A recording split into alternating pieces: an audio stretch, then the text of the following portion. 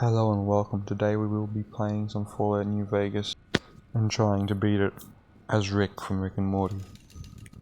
The rules for this run will be fairly simple. We will only be using energy weapons or other weapons I deem sci-fi enough to be usable for the run. This includes any energy-based or plasma weapons, and I ended up using the K9000 gun because it seemed pretty sci-fi to me. For our tag skills we selected science, energy weapons, and medicine.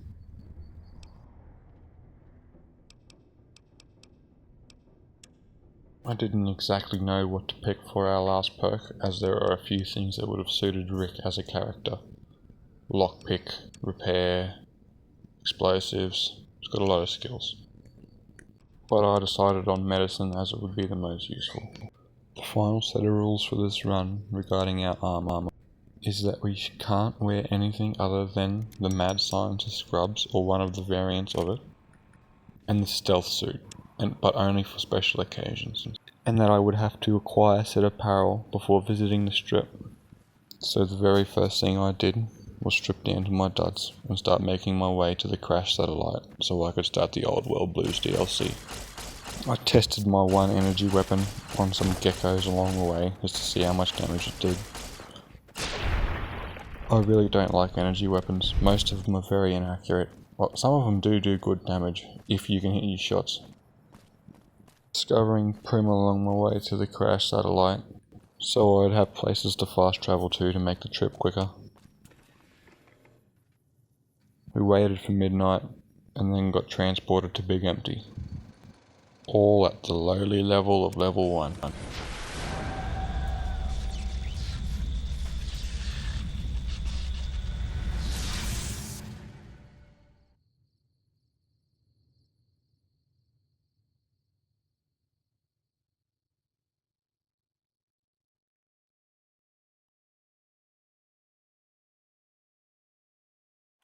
In the years before the Great War, Big Mountain had been the home to the brightest minds of the 21st century. Scientists of vision were drawn to the facility to tackle the greatest technological challenges of the era. They sought to create a new world, fueled by technology for the benefit of all mankind. Sonic emitters, space-age alloys, DNA hybridization, force field particle research, autodoc advances in cranial, cardiac, and trauma surgery. The hopes and dreams of a century became realities in the electronic forges of Big Mountain. The nucleus of this research was the Dome, a huge stone facility that held the labs of every science known to man. It was a think tank where no problem could not be solved, where no question could not be answered. The Great War brought a new energy to Big Mountain and its scientists. Although sheltered from the front lines, the scientists waged their own war, fighting their battles at the atomic level. Equations and calculations marched endlessly across chalkboards and computer terminals toward one solution: winning the war. For years, the minds and computers of Big Mountain were a blaze of trajectories, weapon schematics, and nuclear theories.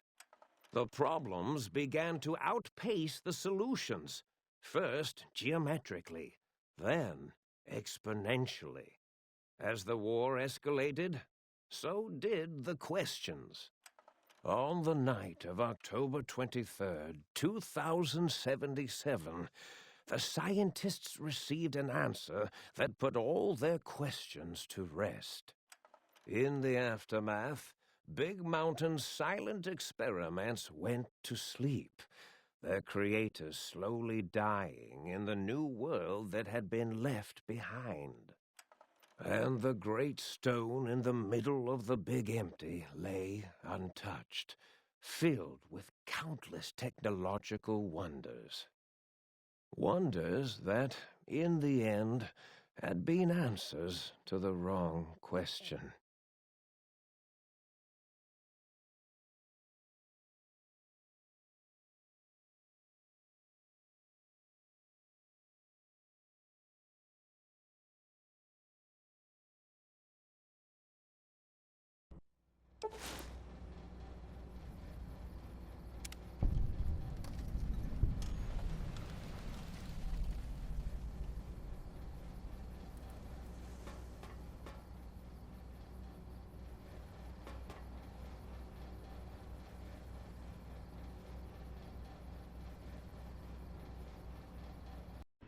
Upon entering the sink, we find our mad scientist scrubs. We will be completing the entire DLC, but I will not be showing the Old World Blues ending, as I do not find it important for this run. That, and I really started disliking this run due to my dislike for energy weapons. Upon speaking to the robots in the think tank, I leveled up, because we are that low level. I tested some of the weapons we acquired from the think tank on some of the Bottomites and Night Stalkers. The main weapon you get for this run, I always forget what it's called, doesn't do a lot of damage to organic enemies. It has a chance to stun them on critical attack, but it doesn't do a lot of damage.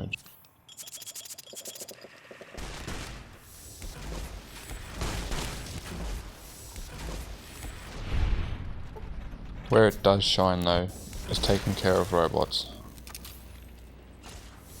As you can see, I hit the lobotomite a fair few times with this, whatever it's called, and it was only when he actually got critical hit and stunned that he started taking a lot of damage. We picked up Elijah's Lair, or however you want to pronounce it. It does a lot better damage against the organic enemies than Big Empty.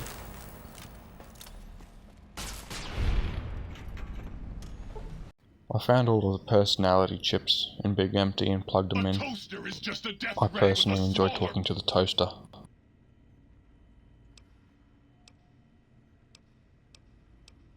You should be afraid!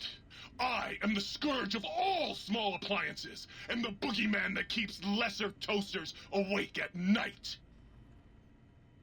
All fun aside, every single one of the AI modules in this thing can be used to our benefit. We use Muggy to scrap plates and bowls into surgical tubing. We use the biological research station to break down all plant material into Soylent Green and process them into rock flowers and xanderroot so we can turn the surgical tubing into healing. Muggy can also create ammunition for our energy weapons, which is a huge benefit because I constantly ran out of ammo for these things. We found the stealth suit, getting both sets of armor we need for the run. Nice to meet you. We called her Where can I hide you Diane from for today? reasons. As you've probably noticed, I took the fight to all of the legendary creatures in Big Empty. The robots, the Night Stalkers, the Cazadors, anything that got in my way had to die.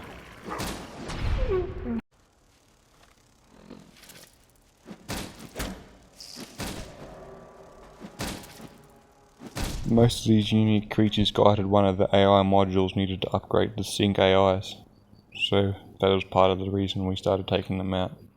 Anyways, returning to the main game, we skipped through Good Springs and Prim as I didn't record it, as most of it was just me shooting things once and watching it explode. We decided to side with Yes Man and started talking with all of the big shots around the Mojave.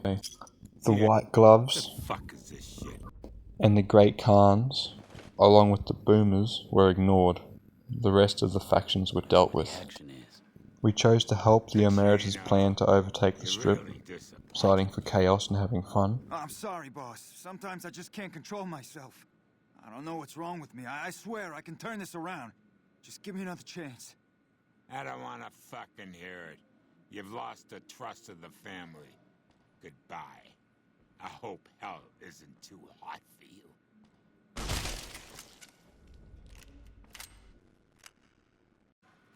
They needed some chlorine gas and some weapon it's parts my found. good friend again. Just a fetch quest. I heard you did some good work for us. Thank you. Here's a little cash from...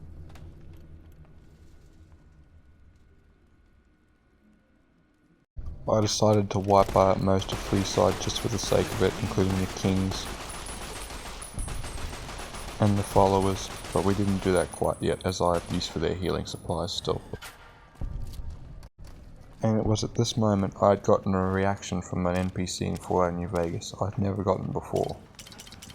I had been vilified in Freeside before, but I'd never run into this encounter. I found it hilarious. Give me all your cap! Whoa! I'm sorry. I didn't know it was you. Please don't. Watch out!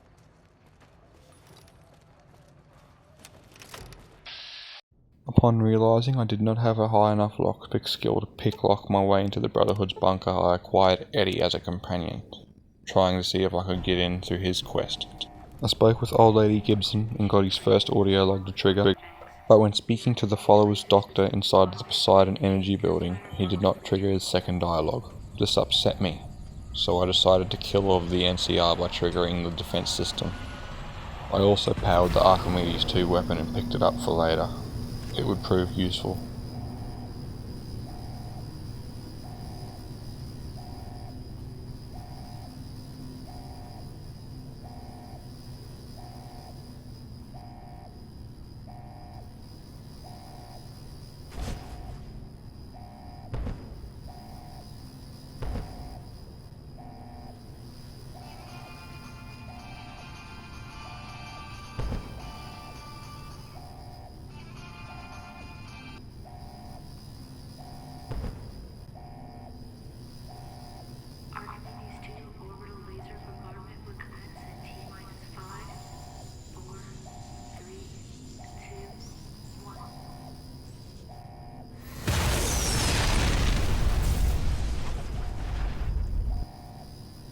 I then tried to get Eddie's second dialogue to trigger at Jacobstown, but even after speaking to Doc Henry it wouldn't trigger. This angered me a second time, and I decided to kill all of the super mutants inhabiting Jacobstown.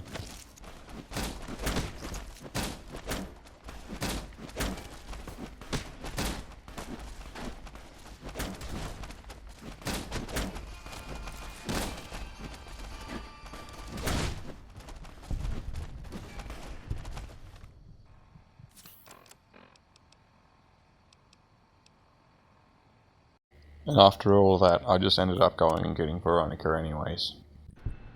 Setting their bunker to explode because I did not feel like doing their quest for them.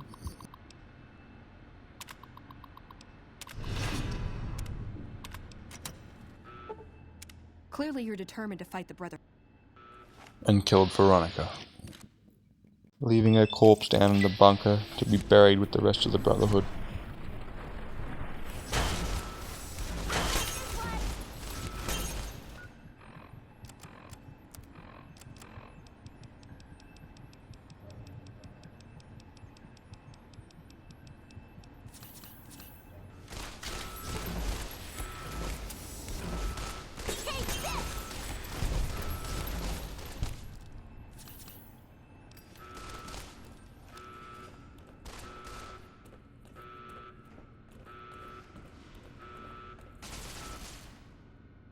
Donned some Powder Gang armor to sneak in and speak with Cook, and deal with the Powder Gangers in Vault 19. I was going to explode the sulfur, Anything from Papa but I forgot I needed 5C4 to blow it up, and I didn't have it, so I convinced the Great Khans to let him join. Then grabbed the last healing items I needed from Julie Farkas, and executed her. I then proceeded outside to call down Archimedes 2 down upon the followers.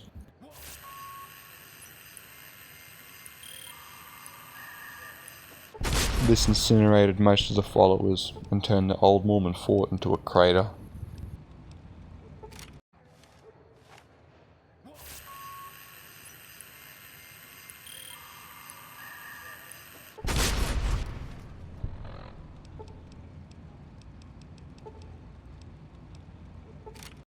We then reported all of our good work to Yes Man, Fine by me. who then told us we needed to power up an El Dorado substation. Great. Doing so was easy. The NCR troopers don't have any energy resistance. They didn't enjoy being zapped with my microwave gun. Then we returned to Yes Man to start the final battle for Hoover Dam. I don't have a lot of footage for the start of the Battle of Hoover Dam, because when the Great Khans explode the AA gun, it causes my game to crash. Upon entering the Hoover Dam control site, I tested my microwave gun on some NCR troopers wearing power armor. The weapon specifically says it does extra damage against enemies wearing power armor, but it didn't seem to tickle them. I then equipped the X2 antenna. It's basically a melee weapon version of the same thing. You like that? But it did do the extra damage against the NCR wearing armor.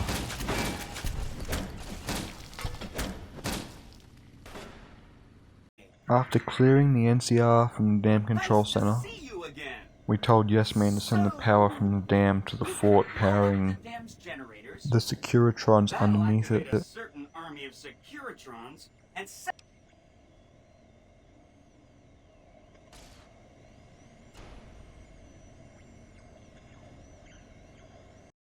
Upon entering the Legate's base, I had to carefully conserve my ammunition and health items, as I did not have a lot left to deal with the Legate.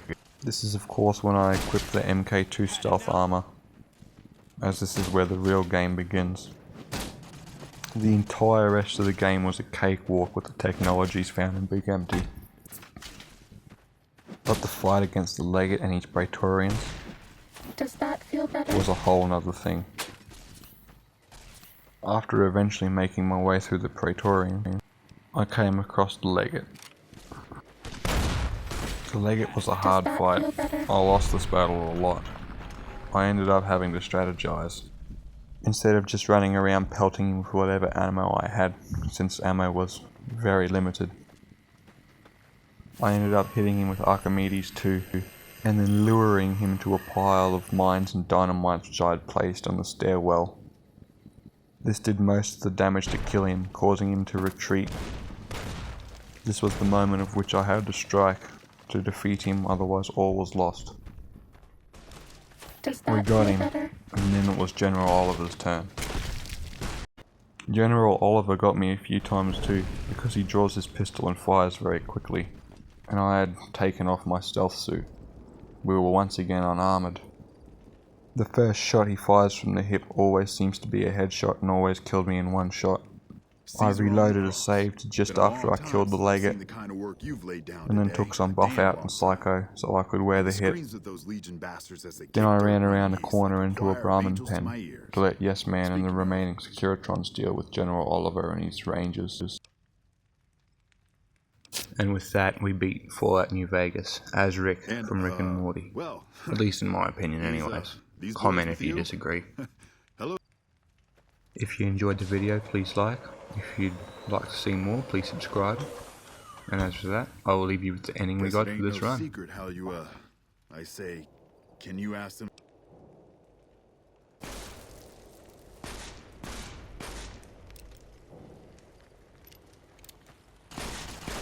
You did a super job wrapping things up, and I'm not just saying that because I have to. I didn't want to make a big deal about this, and I found some code snippets in one of Mr. House's databanks that will let me,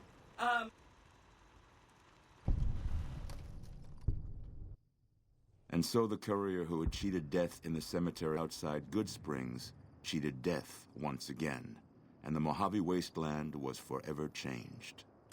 The courier, with the aid of Yes Man, drove both the Legion and the NCR from Hoover Dam, securing New Vegas's independence from both factions. With Mr. House out of the picture, part of the Securitron army was diverted to the Strip to keep order. Any chaos on the streets was ended. Quickly. Chaos became uncertainty, then acceptance with minimal loss of life. New Vegas assumed its position as an independent power in the Mojave. Preferring neither the best of the NCR nor the worst of the Legion, the courier was the man responsible for a truly independent New Vegas. He had removed Mr. House from power over the Strip and broken the influence of the NCR and Caesar's Legion in the Mojave Wasteland. With little law left in the wasteland, the Brooms continued to defend themselves against the prospectors and scavengers invading their territory. Buried beneath tons of rubble, the Mojave chapter of the Brotherhood of Steel was no more. Those few who were outside the Hidden Valley bunker when it was destroyed settled into new lives, or headed west to find a new chapter to join. At odds with leadership over the Brotherhood's future, Veronica looked to the Mojave wasteland for an answer both she and they could live with. But the answer would never come, and the dangers of the world that had left the Brotherhood of Steel behind would eventually claim her life. With no clear leader to guide efforts in Freeside, the followers of the Apocalypse lost control of Old Mormon Fort to local thugs and junkies. Eventually, using the followers' remaining supplies to manufacture drugs, the Old Mormon Fort quickly devolved into little more than a junkie den. With New Vegas's independence formally declared, Goodsprings thrived. More travelers stopped by Goodsprings on their way to and from the Strip, and the locals grew prosperous from the traffic. With Jacobstown's leadership destroyed, the remaining super mutants and Nightkin of the West scattered across the wasteland. Jacobstown withered away, its death going unnoticed by the rest of the Mojave. Lily's long life finally came to a close in the Mojave wasteland. As the life faded from her, her last thoughts were of her grandchildren. With the king dead and most of their gang slain by the courier, the remaining kings fled the area, never to be heard from again. After the majority of the Vault 19 powder gangers joined the Great Khans, the weaker members scattered throughout the Mojave wasteland. Though a few managed to erase their past, most never survived the journey. Prim Slim proves to be an able-minded, if not able-bodied, sheriff for Prim. And due to his slow speed, some crooks get away without a scratch. But Prim continues to prosper under his watchful, robotic eye.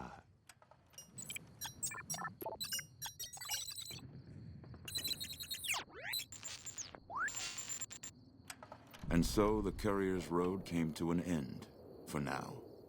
In the new world of the Mojave Wasteland, fighting continued, blood was spilled, and many lived and died just as they had in the old world. Because war never changes. Special thanks if you made it this far. If there is a challenge you would like to see for Fallout New Vegas, please comment it down below. Thanks for watching. Hopefully I'll see you in the next one.